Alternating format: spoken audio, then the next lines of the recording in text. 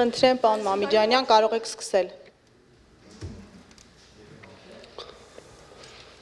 Բարև ձեզ հարգելի գործընկերներ, քանի որ շաբաթը բավականին ակտիվ է եղել եւ խորհրդանում եւ խորհրդանից դուրս եւ 20 րոպեն չի բավարարի այդ բոլոր թեմաներին առանձին անդրադառնամ։ Մեկ թեմա կա, որի հետ կապված ամեն դեպքում կարճ կխոսեմ ու կպարզաբանեմ։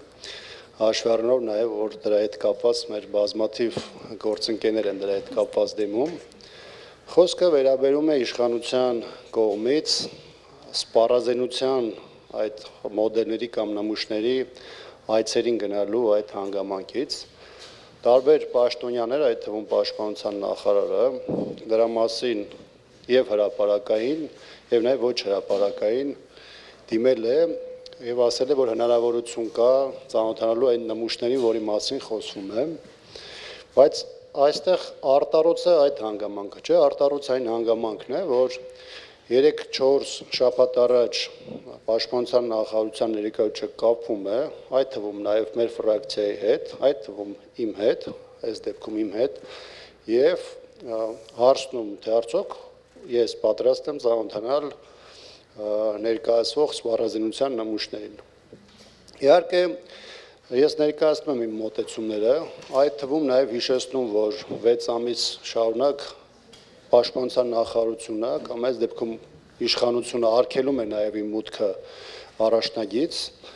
եւ ասում եմ այն մոտեցումները, որի պայմաններում մենք դրան կգնանք։ Դրա շուրջ տեղի ունենում ըստ էության փոխադարձ ըմբռնում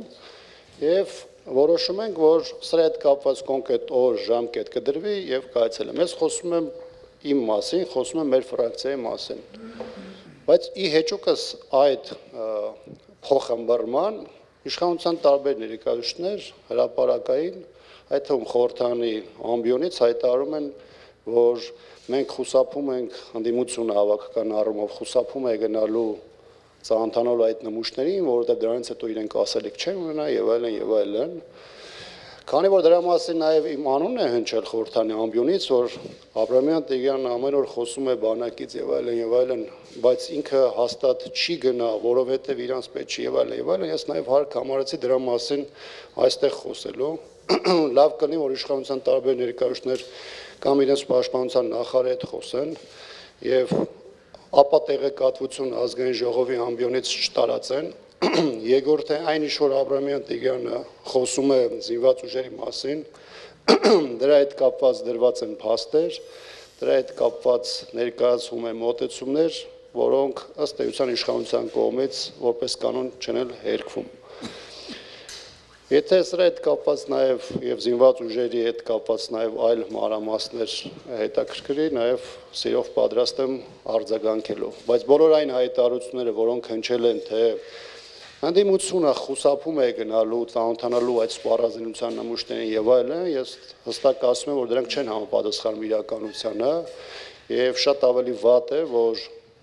պաշտպանության նախարարությունը իր ներկայացուցիչի միջոցով այս թեմայով ճշտումներ է կատարում եւ դրանից հետո իշխանությունը շարունակում է ստել։ Շնորհակալություն։ 24 նյուզ, խնդրեմ ձեր հարցը։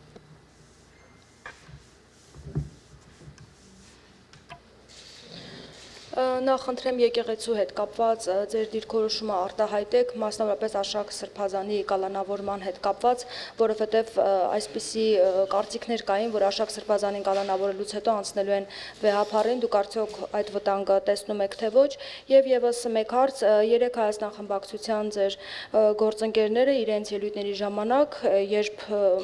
ԿՊ-ին մեղադրում էին կոռուպցիայի մեջ, նաեւ այս ամենի մեջ ասոցացնում էին նաեւ Հանրապետական կուսակցության որոշ անձանց։ Ինչպես եք վերաբերվում նման երևույթներին։ Շնորհակալություն։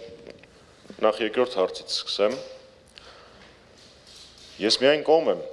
կոռուպցիոն բացահայտումներին, կոռուպցիոն բացահայտումների մասին ելույթներին,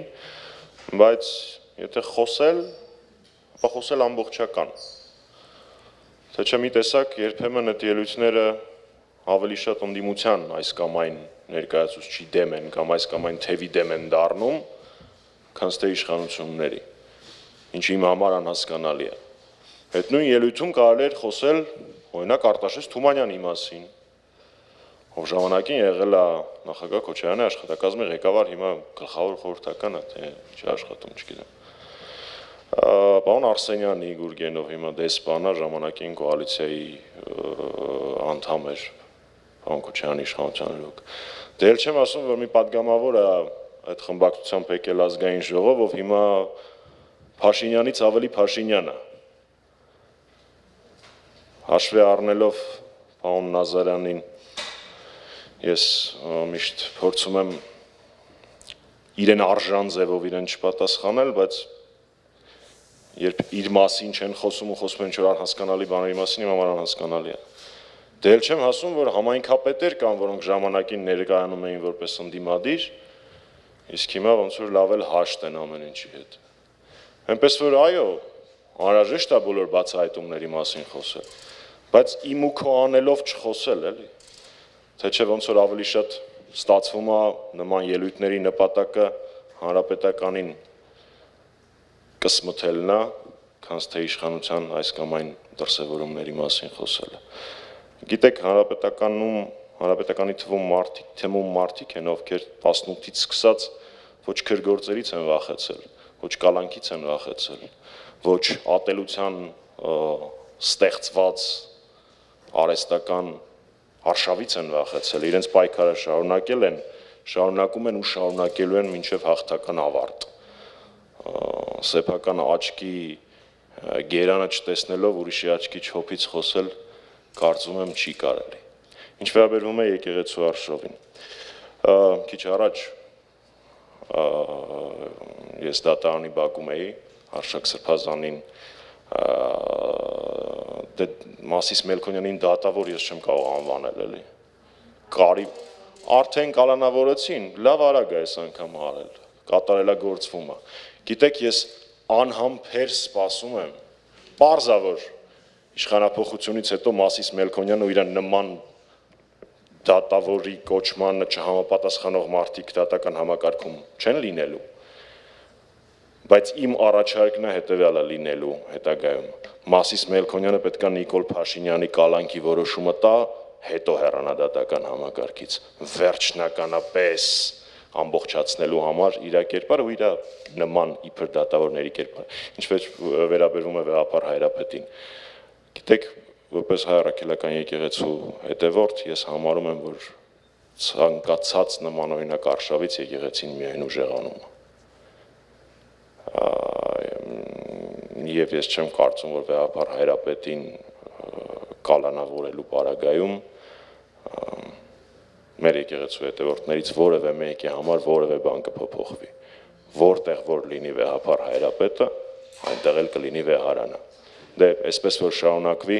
ԱԱԾ մեկուսարանում եւ առհասարակ մեկուսարաններում, նաեւ Նուբարաշեն քրեակատավական հիմնարկում ավելի շատ արժանապատիվ հոգևորականներ եւ arczepiskoposներ կլինեն, քան որոշները, որոնք կառավարության շենքերում ու ուրիշ գաղտուկ տեղերում սեփական կաշին փրկելու համար գործարքների են գնում։ Շնորհակալ եմ։ Սիվիկեմ խնդրեմ ձեր հարցը։ Շնորհակալություն, պարոնայք, օրերս կառավարությունը հրապարակեց Ղարաբաղյան կարգավորման փաստաթղթերի փաթեթը, որոնց թվում նաև Սերժ Սարգսյանի նամակներ ուղված Ռուսաստանի Դաշնության նախագահ Վլադիմիր Պուտինին։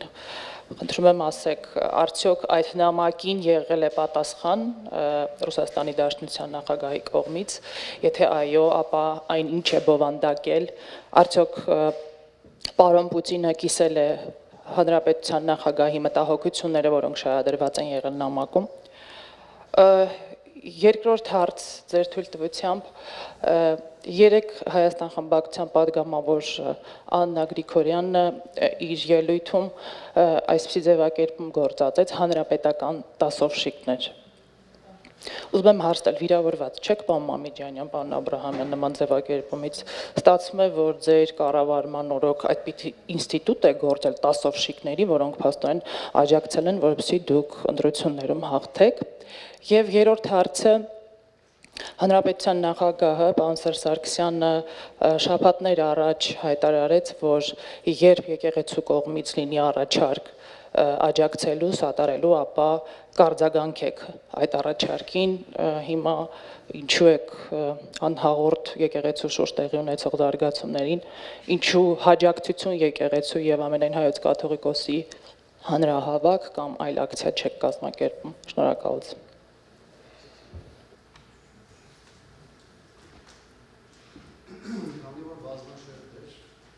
Քանի որ բազմաշերտ էր ձեր հարցը, հույսով եմ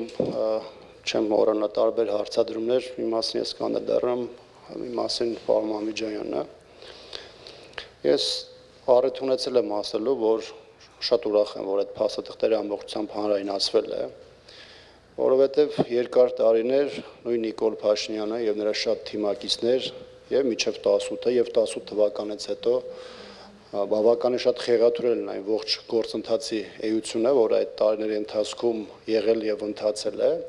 եւ այդ փաստաթղթերի հանրայնացումը հնարավորություն է տվել հասարակությանը, դրանով հետաքրքրված մեր քաղաքացիներին, փորձագիտական շրջանակներին, առհասարակ մարդկանց ծանոթանալու բանակցային գործընթացի դինամիկային վերջին 3 տասնամյակի ընթացքում եւ եզրակացություններ անելու, թե իրականում ինչ ենք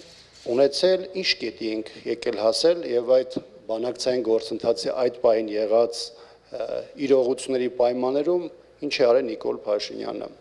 Իհարկե, փաստաթղթերը, որոնք հրապարակվել են, որոշակի առումով նաեւ ընտրովի են, որովհետեւ ասել, որ ամբողջականն է հանրայնացվել, բնականաբար դա ակնհայտորեն այդպես չէ։ Չեմ ասում են հայտնի հղումը, որ ներկայացված է նաեւ այնտեղ հայկական ժամանակի հոդվածները եւ այլն, բայց հատկապես երրորդ նախագահի ժամանակահատվածի հետ կապված ներկայացվել է մի քանի փաստաթղթեր 2007-ի Մադրիդյան փաստաթղթից հետո ընդհանուր սկզբունքների շուրջ փաստաթուղթը Կազանյանն ա եղել եւ մինչեւ 2019-ը, որոնք հստակորեն ցույց են տալիս ոչ միայն հանրապետականի դիրքորոշումները, որոնք արտահայտված են եղել եւ փաստաթղթում եւ այդ ընթացքում նաեւ հրապարակային մոտեցումներում եւ հստակ ցույց են տվել, թե Արցախի հարցով կարգավորման գործընթացում ըստ էության ինչպիսին է եղել համանախագահ երկրների Ռուսաստանի, Միացյալ Նահանգների եւ Ֆրանսիայի մոտեցումը։ Բնականաբար նաեւ այդ փաստաթղթերի պարագայում մարդկանց համար այլ հարցեր են առաջացել, հատկապես այդ փուլում Նիկոլ Փաշինյանի սորական կետից սկսելու, այսպես կոչված Մյունխենյան սկզբունքները առաջին պլան բերելու, դեռ չեմ ասում Արցախի հարցով բանակցային գործընթացում Նիկոլ Փաշինյանի դիրքորոշումների անընդհատ արմատական փոփոխություններին, որոնք ի վերջո բերեցին Արցախի հանձնմանը եւ ըստ էության հայաստանյան այս իշխանությունների կողմից Արցախը Ադրբեջան ճանաչելու այս process-ին եւ ես կարծում եմ, որ առանձնապես այս մասով իշխանությունը այս իրավիճակում այլևս որևէ բան նույնիսկ ասելիք էլ չունի։ Ինչ վերաբերում է կոնկրետ նամակին, կարծում եմ, որ նամակը այս տեսանկյունից մենք չենք հրապարակել, բնականաբար մենք ծանոթ ենք տեքստին, բայց կոռեկտության հարց կար, պայմանավորված նրանով, որ նամակը ունի երկու հասցեատեր եւ բնականաբար առանց մյուս հասցեատերի համաձայնությամբ դա հրապարակելը նաեւ էթիկայի առումով կոռեկտ չենք համարել, առավել եւս հիմա դուք հարցում եք դրա պատասխանի մասին։ Կոնկրետ բովանդակությունը կարծում եմ հստակ արտահայտել է ոչ միայն այդ ժամանակահատվածում երրորդ նախագահ Սերժ Սարգսյանի Արցախի հարցում ունեցած դիրքորոշումների հստակեցումները, կարմիր գծերը, ներկայացված այնտեղ այն մանիպուլյացիաները, որոնք Ադրբեջանը փորձում է անել կամ իրականացնել, իսկ մյուս շահարկող հատվածը, որը վերաբերում է հատկապես ռազմական բալանսի հետ կապված թեմային, կարծում եմ, որ եւ կոնկրետ ձևակերպումը եւ դրա տողատակերում ներկայացվածը ըստ էության բավականին հստակ է։ Առաջին հերթին առայն, որ Հայաստանի այդ ժամանակվա իշխանությունը իր պետական ազգային շահերը իրացնելու ճանապարհին օգտագործել է բոլոր հնարավորությունները, լրացուցիչ պայմանավորվածություններ Ռուսաստանի հետ այդ փուլում ձեռք բերելու եւ շատ ավելի պաշտպանված հայ ժողովրդի շահերը ներկայացնելու առումով, որը արտահայտված է եւ դրանից հետ դրան հաջորդ ժամանակահատվածում ռազմական նոր ձեռքբերումների 300 միլիոն դոլարի շրջանակներում երկու փուլով եւ վերաբերում է օժանդակությանը, որը Հայաստանի Հանրապետության ներկայացվել է նաեւ 16 թվականից հետո, այնպես որ կարծում եմ այն մարդիկ, ովքեր այստեղ փորձում են ինչ-որ բաներ փնտրել, փորձում են քարոզչական նյութ ձեռնարկել, կարծում եմ դա նրանց ըստ էության չի հաջողի, որտեղ իրողությունները եւ այն փաստերը, որոնք հանրայնացված են, հստակություն են ներկայացրել մեծ թվով հարցերի շուրջ։ Հավելեմ պարոն Աբրահամյանին, նախ շարունակեմ նամակի թեման, ինչպես պարոն Աբրահամյանը նշեց, այդ նամակի պատասխանը հույժ գաղտնի է, մենք հույժ գաղտնի փաստաթղթեր նամակի ամբողջ գործընթացն հույժ գաղտնի, բայց հրապարակային մենք բոլորս կարող ենք տեսնել դրա պատասխանը որն է։ Դրա պատասխանը եղավ այն, ինչ պարոն Աբրահամյանը նշեց, այսինքն սպառազինության ձեռքբերման համար հաստատված վարկի եւ աջակցություն։ Դրա պատասխանը եղավ այն, որ հետագա փաստաթղթերում միջանկյալ կարգավիճակը իր բոլոր երաշխիքներով հանրաքվեն, որը հիմա որոշ քարոզիչներ փորձում են ներկայացնել Ադրբեջանի ողջ տարածքում էր, եսի ինչ ես, այնտեղ սևով սպիտակի վրա գրված է, որ այդ հանրաքվեն անցկացվելու էր Ղարաբաղում եւ Ղարաբաղի բնակչության համար։ Ակնհայտ է, չէ՞, ինչ էր լինելու արդյունքը։ Եթե Ադրբեջանը, ենթադրում եմ, որ այդ հարցը կտակ, երկարացներ հանրաքվեի իրականացումը կամ չհամաձայնվեր, Լաչինն ու Քելվաջարը կմնային հավերժ հայկական, ինչպես ասել է Ադրբեջանի նախագահ, երբ որ առաջին անգամ Փաշինյանի դավաճանության եւ հանձնման արդյունքում ոտք դրեց այդ տարածքներ, ասեց, որ եթե բանակցային գործընթացը գնար այնպես ինչպես գնում էր, այս տարածքները հավերժ մնալու էին հայկական։ Այդ դա էր այդ նամակի պատասխանը։ Այդ նամակի պատասխանն էր այն երաշխիքները, որոնք ստանալու էր Արցախը։ Այդ նամակի պատասխանը նաև 3 Ռուսաստանի Դաշնության կողմից տրվեց, երբ նշվեց, որ Նիկոլ Փաշինյանն է բանակցային գործընթացը կանգնացրել 19-ի առաջարկին ինքնա մերժում բառը չօգտագործեմ, բայց համենայն դեպս արել է գործողություններ Արցախ, Հայաստանը եւ վերջ եւ այլն, որոնց արդյունքում բանակցությունները 19-ի առաջարկի հետ կապված չեն շարունակվել, իսկ 19-ի առաջարկը, որ ինքը խափում էր, թե իբր չկա, աշխատելու համար բավական լավ փաստաթուղթ էր աշխատելու համար եւ այնտեղ կարելի էր ավելի լավացնել Հայաստանի դիրքը։ Ինչու՞ չէ, նաեւ Վիեննա, Սանկտ Պետերբուրգը եւ մնացած բոլոր զարգացումները, որոնք տեղի են ունեցել, այդ թվում նաև այդ նամակի արդյունքներն են։ Գիտեք, այդպիսի դրվագներ գրավոր նամակների, բանավոր զրույցների, 2-3 տարբեր տրեկերով դիվանագիտություն իրականացնելու նախագահ Սարգսյանի կառավարման ընթացքում շատ են եղել։ Ու դրանք մենք չենք գաղտնազերծում, որովհետև դրանց արդյունքները, դրանց հետևանքները տեսանելի են բանակցային գործընթացից։ Այս նամակի մասով։ Գիտեք, Տիկին Գրիգորյանի հետ կապված ես ձեր գործընկերոջ հարցին պատասխանեցի, ես երբեք իմ թիմի համար երբեք ամոթ չեմ զգացել, չեմ զգում եւ չեմ զգալու, բայց թույլ տվեք ես civic AM-ով չպատասխանեմ ընդդիմադիր գործընկերոջս,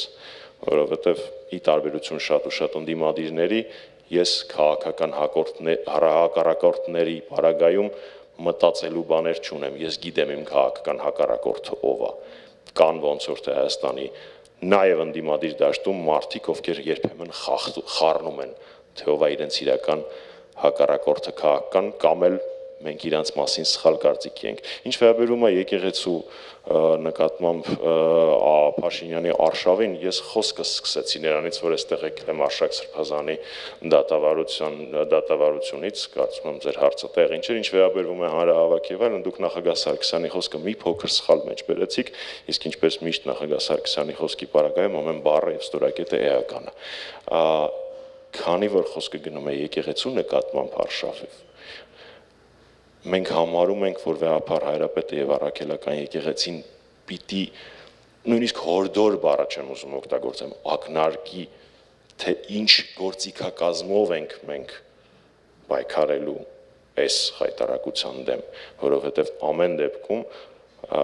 մենք խոնարհությամբ պարտավոր ենք ընդունել հայ առաքելական եկեղեցու ցանկացած ձև եւ ցանկացած բովանդակություն պայքարի իրականացման եւ այդ ձևերից յուրաքանչյուրի պարագայում ձեր նշած փողոցային պայքարից մինչև ցանկացած այլ դրսևորում հանրապետական կուսակցությունը ինչպես եւ խոստացել է ինչպես ազգային պահպանողական քաղաքական ուժ կանգնած է լինելու մեր եկեղեցու կողքին կարծես թե բոլոր հարցերին պատասխանեցի Վերջին կարճ հարցը խնդրեմ Պարոն Մամիկյանյան, Նիկոլ Փաշինյանը նշում է, որ իրեն պետք չի կաթողիկոս, որը կենթարկվի իրեն, այլ պետք չի կաթողիկոս, որը կենթարկվի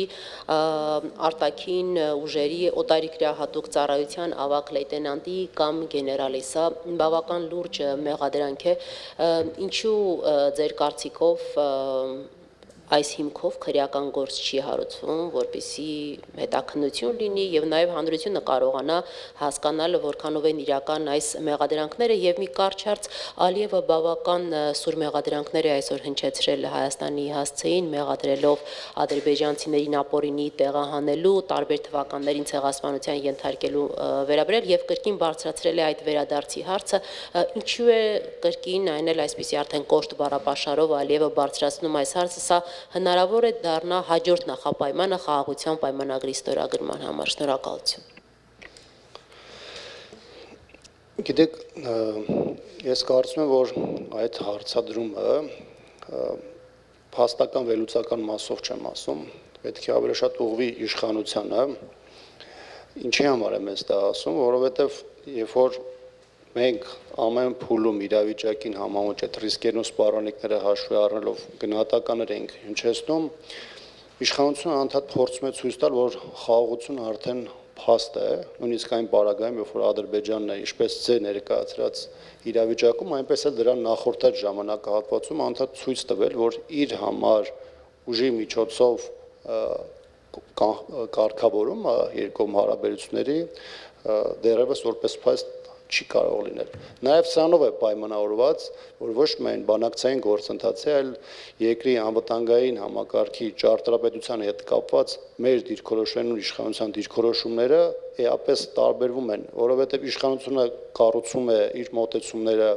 այսպես կոչված հաստատված խաղաղության պայմաններում, այնինչ մեր դիրքորոշման եւ մեր առաջնահերթությունների հիմքում այն հանգամանքն է, որ ցանկացած իրավիճակում Հայաստանը պետք է պատրաստ լինի իրադարձությունների զարգացման ցանկացած սցենարի։ Ես կարծում եմ, որ Ադրբեջանը անընդհատ իր շանտաժային քաղաքականությամբ նաև փորձելու է Հայաստանին դրդելու նոր զիջումների, ավելին արագացնելու այն ադրբեջանական օրակարգի սպասարկման դրույթները, որոնք ադրբեջանական իշխանությունների եւ նրանց տարբեր ներկայացուցիչների կողմից անընդհատ հնչում են։ Ժամանակը սպառվել է հարգելի Մեկ Ռոզաննա։ նախադասությամբ, եթե դեմ չեք պատասխանեմ, առաջին կապված հավելելով պարոն Աբրահամյանի ասածը, այդպես է լինում, երբ որ Հայաստանի Հանրապետության անունից իբր բանակցողը Հայաստանի Հանրապետության արդար պահանջները, Հայաստանի Հանրապետության արդար հետաքրքրությունները չի բարձրաձայնում մենակ թե Ադրբեջանին չջղայնացնի։ Այդպիսով առաջանում է վակուում, որը Ադրբեջանը միշտ պատրաստ է լցնել կեղծ պահանջներով։ Հայաստանի Հանրապետությունը չի հնչեցնում արդար պահանջները, այսինքն արցախցիների յետ վերադարձի, արցախցիների իրավունքների վերաբերյալ, եւ դա ձևավորում է բանակցային վակուում, որը միշտ լցվում է Ադրբեջանի կեղծ պահանջներով։ Սա մեկ, երկրորդ առաջին հարցի մակարդակով Փաշինյանը տենց էլ չհասկացավ, ինքը այլևս ծախու լրագրող, ծախու խմբագիր չի, որի ասածները անհասցե կարող է շռայլել, ինչ ուզում է ասի, օդում կախված լուրերի հետ վերաբերյալ։ Իսկ ինքը ասում է, որ կա մարդ, ում ինքը կասկածում է գործակալ լինելու մեջ, ու որևէ գործողություն դրան չի հետևում, եւ ամենակարևորը, եթե մենակ ինքն է օդում կախված լուրերով խոսում որոշ մարդկանց գործակալական կապերի մասին, բայց Հայաստանի Հանրապետության եւ ոչ միայն Հայաստանի Հանրապետության հայության ճնշող մեծամասնությունը որևէ կասկած չունի, թե ում հրահանգներն է կատարում Նիկոլ Փաշինյանը։ Ոստեղ արդեն մայորի մակարդակ չի, իրան ոնց որ ավելի բարձր, բայց շատ ավելի թշնամական երկրներից են խորհուրդներ տալիս։ Շնորհակալություն։ Շնորհակալություն, ժամանակը սպառվեց։